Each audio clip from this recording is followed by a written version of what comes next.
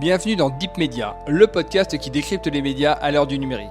Je suis Julien Bougeot, consultant social média et IA générative, mais avant tout passionné et curieux de l'univers média depuis plus de 15 ans.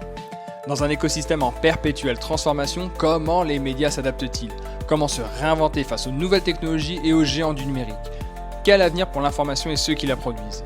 Si ces questions vous intriguent, alors vous êtes au bon endroit. Deep Media, c'est un temps de réflexion et d'échange avec celles et ceux qui façonnent l'avenir du secteur. Aujourd'hui, je vous présente un épisode spécial consacré à une récente étude publiée par l'AFDAS et intitulée « Étude sur les impacts de l'IA générative sur les créatifs de l'audiovisuel et du spectacle vivant ». Cette étude s'interroge sur l'irruption de l'intelligence artificielle générative dans le quotidien des créatifs de l'audiovisuel et du spectacle vivant. En l'espace de 2 ans, les outils d'IA générative ont cessé d'être une simple curiosité technique pour devenir un enjeu de survie professionnelle, transformant la chaîne de valeur traditionnelle en un réseau complexe alimenté par la donnée. Entre premiumisation de l'expertise humaine et industrialisation des contenus de masse, cette étude plonge dans la manière dont l'IA générative redéfinit la commande artistique. Pourquoi certains créatifs voient-ils leur rôle glisser de la production pure vers la curation ou la correction de contenu généré par des machines? L'étude donne la parole à ces illustrateurs, scénaristes et traducteurs qui oscillent entre résistance, pragmatisme et opportunisme.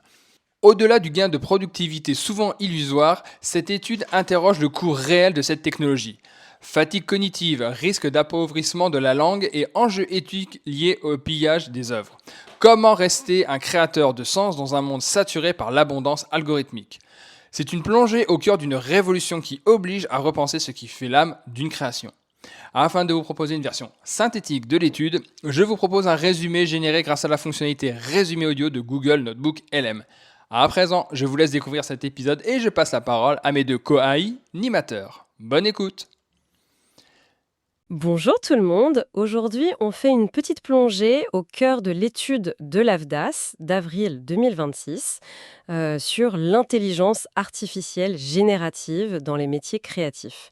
C'est un sujet qui me passionne et on va décortiquer tout ça pour voir si la machine va vraiment remplacer l'artiste.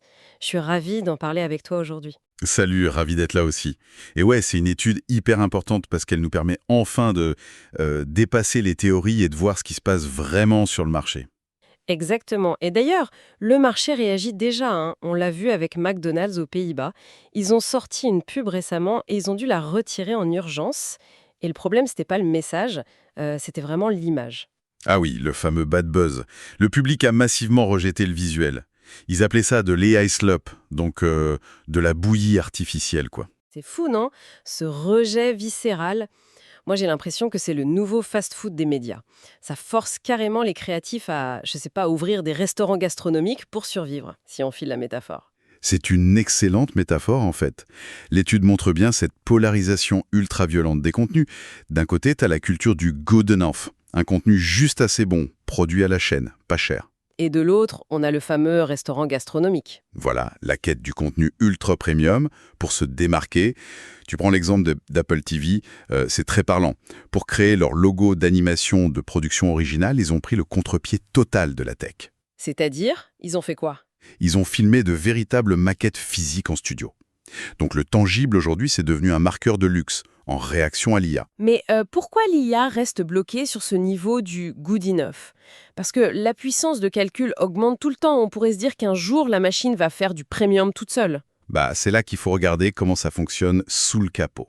Le rapport s'appuie sur la sociologue Margaret Bowden et elle explique que l'IA, c'est de la prédiction statistique. Donc elle devine le prochain mot ou le prochain pixel. Exactement, elle recycle les données de son entraînement. Bowden appelle ça la créativité combinatoire. Elle mélange des trucs existants, mais elle est totalement incapable de faire de la créativité transformationnelle. Transformationnel, tu veux dire briser les règles pour créer un truc vraiment inédit? C'est ça.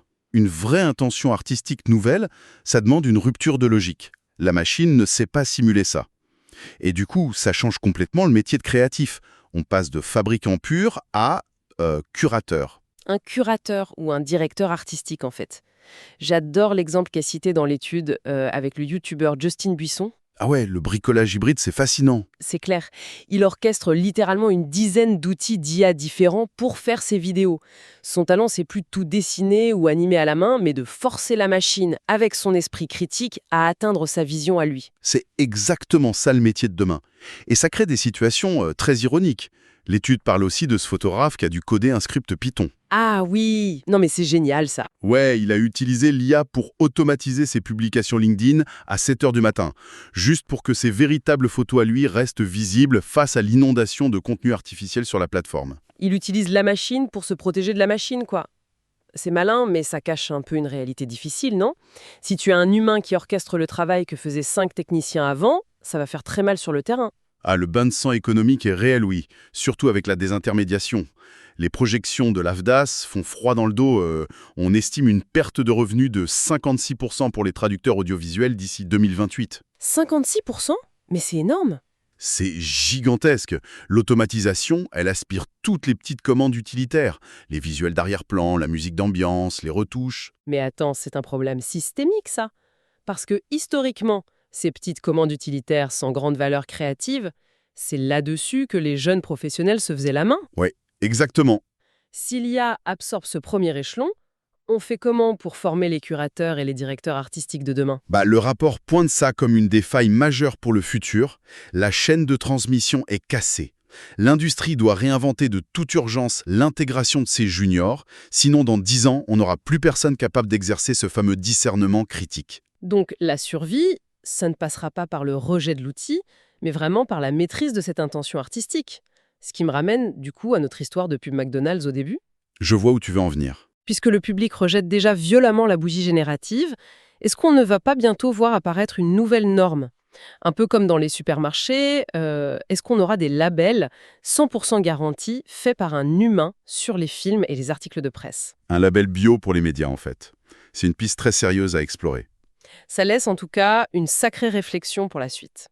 Merci d'avoir partagé ton analyse et pour tout le monde, on garde cette idée de label en tête. À très vite pour une nouvelle plongée dans les médias de demain. Merci d'avoir écouté ce récap de cette étude intitulée « Étude sur les impacts de l'IA générative sur les créatifs de l'audiovisuel et du spectacle vivant ». Je suis preneur de tous vos retours à propos de ce format. Je vous donne rendez-vous prochainement pour de nouvelles interviews inédites où l'on va continuer d'explorer le futur des médias à l'heure du numérique. En attendant, pour ne pas manquer les prochains épisodes, abonnez-vous à ce podcast et mettez les commentaires et étoiles adéquates. Deep Media est un podcast autoproduit par Follow Me Conseil, agence de formation et conseil stratégique spécialisée en IA générative et social media. À très bientôt.